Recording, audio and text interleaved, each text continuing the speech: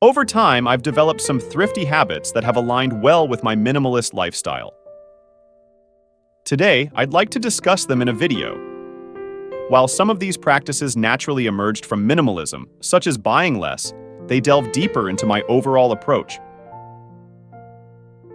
Before we delve into the specifics, if you're new here, thank you for tuning in. This channel is dedicated to discussions on minimalism, motivation, CEO entrepreneur, passive income, and related topics. If you're interested in these subjects and find value in the video, don't forget to like and consider subscribing. Let's get started. And as always, I just share what I do and my reasons behind it, hoping that you get some value or inspiration out of these tips. I'm going to go over 10 things that I do to live more frugally and why I do them. The first thing to do is engage in activities that don't cost money. I used to have the mentality that I needed to spend money every time I wanted to leave the house and do something fun. However, that's simply not true, because there are actually numerous things I do that don't cost anything. I don't need to go shopping or skydiving every time I leave the house to have fun. By now, you're probably aware that I enjoy playing basketball and skating. One could argue that I have to purchase a basketball to play, but after that initial purchase, it's free every time I play. Aside from having to replace the basketball every few years, it doesn't cost me anything each time I want to play. This is just one example. Going for a walk in the park, going to the beach, and reading also don't cost me anything. Yes, reading doesn't cost me anything because a library card is free. I don't read as much as I'd like to, but I'm working on that. Once I realized that I didn't have to splurge every time I wanted to have fun, I found more enjoyment in these activities because I never experienced buyer's remorse, and they filled up the time I might have otherwise spent spending money. The next thing I did was stop buying one-occasion clothing. This wasn't just a one-time occurrence for me. It had become somewhat of a routine. Whenever I had a family event, a formal occasion, or a trip planned, it usually involved purchasing something specifically for that event. I would buy items that I knew I would only wear infrequently, if at all. A perfect example of this was my trip to Iceland. Naturally, there was a $300 jacket that I really wanted for the trip. I knew I would wear it every day while I was there. However, I decided to use my old jacket instead, which I had been holding onto for a while. I'm sure the new expensive jacket would have lasted me a long time, but it didn't make sense for someone living in Florida to spend $300 on a jacket that would only be worn for 2 weeks, especially considering how infrequently I travel. This is just my opinion. One of the favorite things minimalism has taught me is the idea of reducing decision-making. And this directly applies to clothing for me. No more buying shirts that are only suitable for one occasion, and no more sacrificing comfort for appearance. If I don't see myself wearing something regularly, at least once a week, it doesn't belong in my wardrobe. The next thing is using a reusable water bottle offers numerous benefits. Firstly, it is a cost-saving measure, as it eliminates the need to purchase single-use bottled water regularly, resulting in long-term savings. Additionally, opting for a reusable bottle helps to reduce plastic waste, contributing to environmental protection efforts. The convenience of a reusable water bottle cannot be understated, as it allows for easy access to clean water wherever you are. Moreover, by having water readily available, it encourages hydration throughout the day, promoting overall health and well-being. Lastly, using a reusable bottle also helps limit exposure to potential contaminants found in tap water or single-use bottled water, thereby promoting better health outcomes. The next step in my routine is maintaining a change jar. Another small addition to my frugal habits that has had a significant impact is having this little change jar. I utilize this small mason jar until it reaches capacity, and then I'll transition to a larger container. I've been depositing loose coins into this jar for a year before deciding to cash it in, and I estimate I made around $500 from that. Whenever I conduct a cash transaction and receive change, it promptly finds its place in this jar. This practice requires minimal effort, and I genuinely have no other purpose for these coins, even if my savings goal is not yet clear. The next thing I do is have a no-spend day of the week, and this is something I only recently started doing.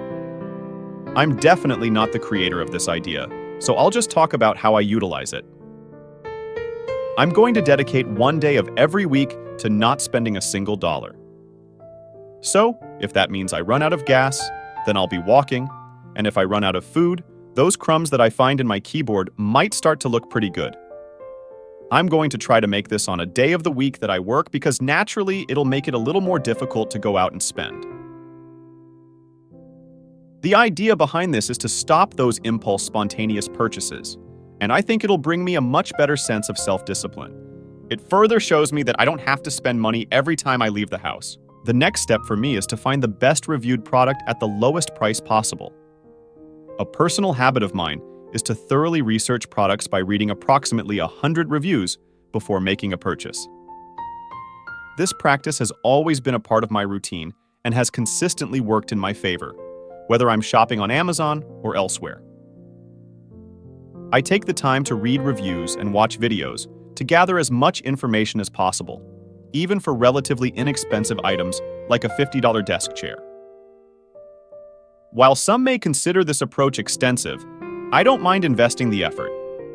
In the past, I had a desk chair that was significantly more expensive than I'm comfortable sharing, and despite less than stellar reviews, I was drawn to its appearance and decided to give it a try.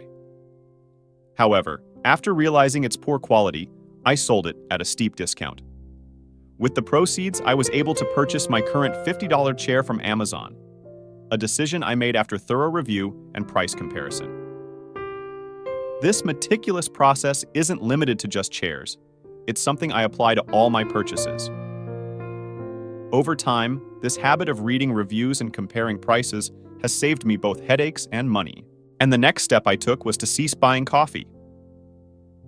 You've all likely heard this advice before.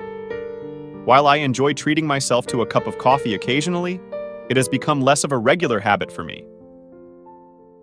I won't delve into the specifics of how much a $5 coffee twice a week adds up over a few months. Nowadays, I brew it at home and bring it along when needed. This method is my preference, not only because it's significantly cheaper, but more importantly, because it ensures consistency. Nothing spoils my day quicker than ordering something from a cafe and finding its taste to be entirely different from the other McCafe locations I frequent. The next thing I do is save my credit card reward points. I do use cash sometimes, but more often than not, I use my credit cards for purchases, and I do this very carefully. I have 2 credit cards, and which one I decide to use depends on where I am or what I'm buying.